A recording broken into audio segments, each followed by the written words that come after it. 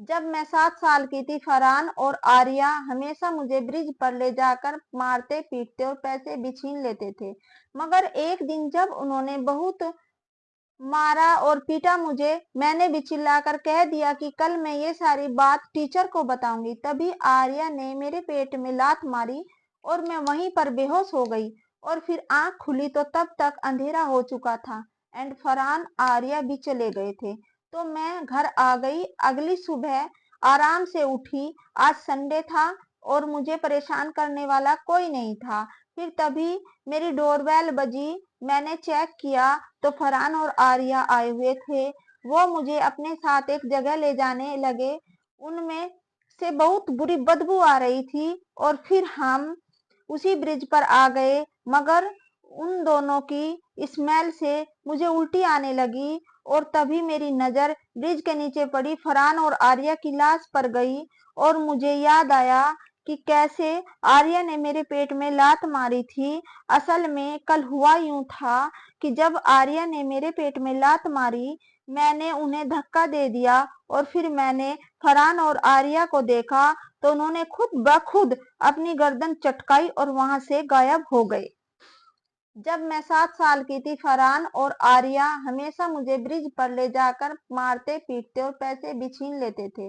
मगर एक दिन जब उन्होंने बहुत मारा और पीटा मुझे, मैंने भी चिल्लाकर कह दिया कि कल मैं ये सारी बात टीचर को बताऊंगी। तभी आर्या ने मेरे पेट में लात मारी और मैं वहीं पर बेहोश हो गई।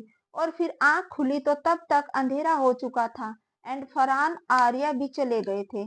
तो मैं घर आ गई। अगली सुबह आराम से उठी। आज संडे था और मुझे परेशान करने वाला कोई नहीं था। फिर तभी मेरी डोरबेल बजी। मैंने चेक किया तो फरहान और आर्या आए हुए थे। वो मुझे अपने साथ एक जगह ले जाने लगे।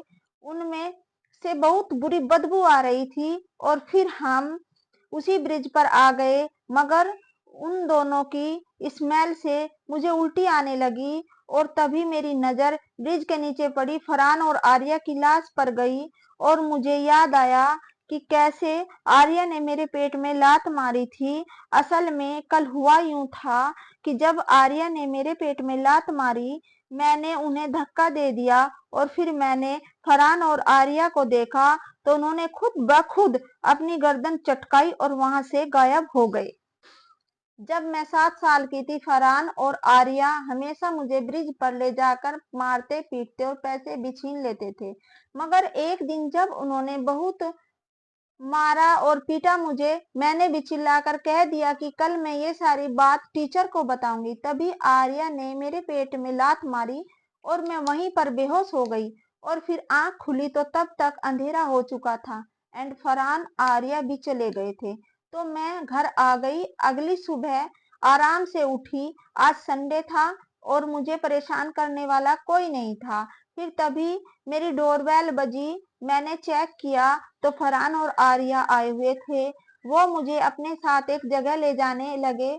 उनमें से बहुत बुरी बदबू आ रही थी और फिर हम उसी ब्रिज पर आ गए। मगर उन दोनों की स्मेल से मुझे उल्टी आने लगी और तभी मेरी नजर ब्रिज के नीचे पड़ी फरहान और आर्या की लाश पर गई और मुझे याद आया कि कैसे आर्या ने मेरे पेट में लात मारी थी। असल में कल हुआ यूं था कि जब आर्या ने मेरे पेट में लात मारी, मैंने उन्हें धक्का दे दिया और फिर मैंने फरहान और आर्या को देखा तो उन्होंने खुद ब खुद अपनी गर्दन चटकाई और वहां से गायब हो गए। जब मैं 7 साल की थी, फरहान और आर्या हमेशा मुझे ब्रिज पर ले जाकर मारते पीटते और पैसे भी छीन लेते थे। मगर एक दिन जब उन्होंने बहुत मारा और पीटा मुझे, मैंने भी चिल्लाकर कह दिया कि कल मैं ये सारी बात टीचर को बताऊंगी। तभी आर्या ने मेरे पेट में लात मारी और मैं वहीं पर बेहोश हो गई और फिर आंख खुली तो तब तक अंधेरा हो चुका था एंड फरहान आर्या भी चले गए थे। तो मैं घर आ गई। अगली सुबह आराम से उठी। आज संडे था और मुझे परेशान करने वाला कोई नहीं था। फिर तभी मेरी डोरबेल बजी। मैंने चेक किया तो फरहान और आर्या आए हुए थे। वो मुझे अपने साथ एक जगह ले जाने लगे।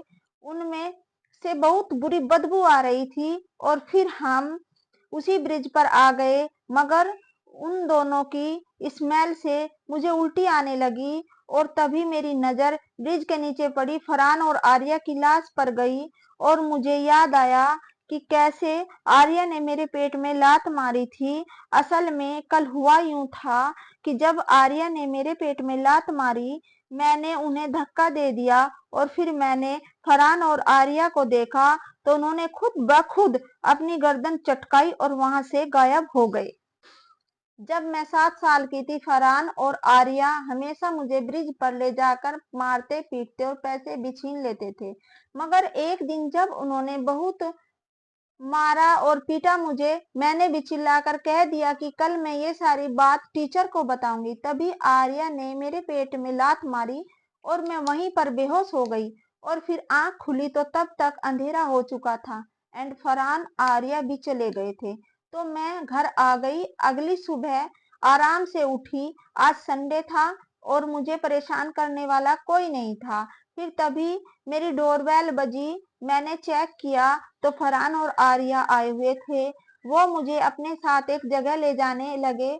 उनमें से बहुत बुरी बदबू आ रही थी और फिर हम उसी ब्रिज पर आ गए, मगर उन दोनों की स्मेल से मुझे उल्टी आने लगी और तभी मेरी नज़र ब्रिज के नीचे पड़ी फरहान और आर्या की लाश पर गई और मुझे याद आया कि कैसे आर्या ने मेरे पेट में लात मारी थी। असल में कल हुआ यूं था कि जब आर्या ने मेरे पेट में लात मारी, मैंने उन्हें धक्का दे दिया और फिर मैंने फरहान और आर्या को देखा तो उन्होंने खुद ब खुद अपनी गर्दन चटकाई और वहां से गायब हो गए। जब मैं 7 साल की थी, फरहान और आर्या हमेशा मुझे ब्रिज पर ले जाकर मारते पीटते और पैसे भी छीन लेते थे।